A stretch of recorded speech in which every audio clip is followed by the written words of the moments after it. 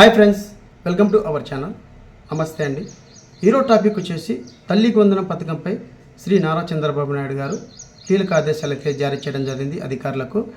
ప్రధానంగా గత వైసీపీ ప్రభుత్వం మనకి అమ్మఒడి అనే పేరు పథకం కింద ప్రతి ఒక్క కుటుంబంలో చదువుకున్న పేద విద్యార్థికి 15,000 రూపాయలు అయితే అమౌంట్ అయితే తల్లి ఖాతాకు జమ చేయడం జరిగింది, లేకపోతే సంరక్షణ ఖాతాకు అయితే జమ చేయడం జరిగిందండి.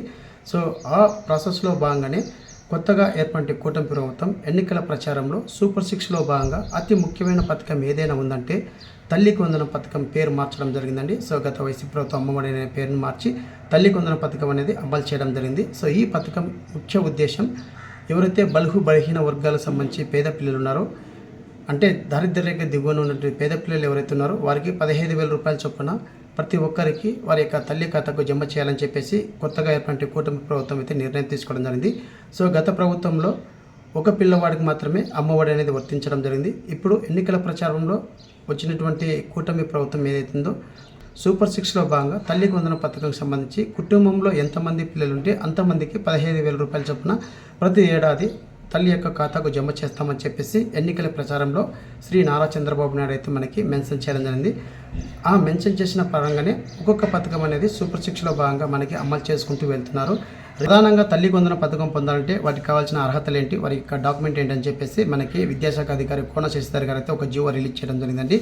జీవో 29లో చెప్పుకున్న విధంగా ఇక్కడ మనకి కొన్ని అంశాలు అయితే మనకి ముఖ్యంగా అప్డేట్ చేయడం జరిగింది. తల్లికి వందనం పథకం లబ్ధి పొందాలంటే ఖచ్చితంగా ఆధార్ కార్డు కలిగి ఉండాలని చెప్పేసి క్లియర్గా మెన్షన్ చేయడం జరిగిందండి. ఆధార్ కార్డుకి లేకుండా ఆధార్ సెంటర్కి వెళ్ళి ఆధార్ అనేది నమోదు చేసుకోవాలని చెప్పేసి ఈ పథకం లాంచ్ అయ్యే సమయానికి ఆధార్ కార్డు నమోదు చేసుకోవాలని చెప్పేసి క్లియర్గా మెన్షన్ చేయడం జరిగింది. సపోజ్ ఇప్పుడు తల్లి కానీ లేకపోతే సంరక్షకులు ఎవరైతే ఉన్నారో వారికి 15,000 రూపాయలు పడాలంటే వారు ఖచ్చితంగా ఆధార్ కార్డు కలిగి ఉండాలి. ఆధార్ కార్డు అనేది పరిగణలోకి తీసుకుంటామని చెప్పేసి క్లియర్గా మెన్షన్ చేయడం జరిగింది ఏపీ ప్రభుత్వం.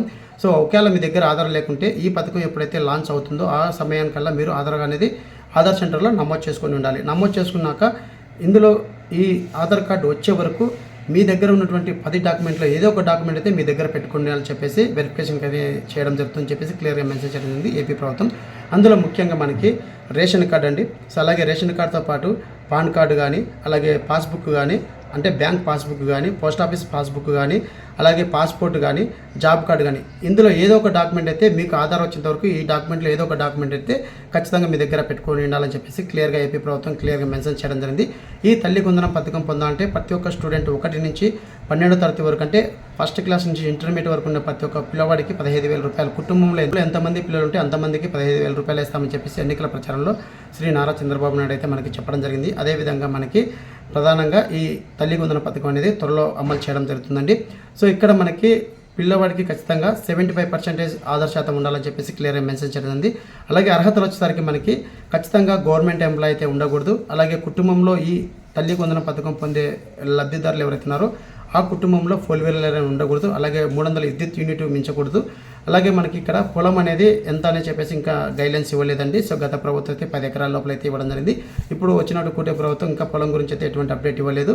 అలాగే ఇక్కడ మనకి గవర్నమెంట్ ఎంప్లాయ్ గవర్నమెంట్ పెన్షన్స్ కూడా తీసుకోకూడదని చెప్పేసి క్లియర్గా మెన్షన్ చేయడం జరిగింది 65 సంబంధించి. అలాగే ఇప్పుడు ఈ పథకం అనేది మనకి త్వరలో అయితే లాంచ్ చేయడం జరుగుతుంది. ఖచ్చితంగా మీరు ఆధార్ కార్డు అయితే లేకుంటే ఆధార్ సెంటర్కి వెళ్ళి ఆధార్ అనేది నమోదు చేసుకోండి ఖచ్చితంగా. ప్రధానంగా తల్లికి వందనం పథకం సంబంధించి ఈ విధంగా శ్రీ నారా చంద్రబాబు నాయుడు అధికారులకు అయితే కీలక ఆదేశాలు అయితే జారీ చేయడం జరిగిందండి. త్వరలో వీటికి సంబంధించి ఫుల్ గైడ్లైన్స్ అనేది ఒక జీవో కూడా రిలీజ్ చేస్తానని చెప్పేసి మనకి విద్యాశాఖ అధికారి కోన శశిధర్ గారు అయితే మనకి తెలియజేయడం జరిగింది. ఇదండి తల్లికి వందనం సంబంధించి అప్డేట్. మరొక వీడియోతో మీ ముందుకు వస్తున్నాను. Thank you so much. జై హింద్.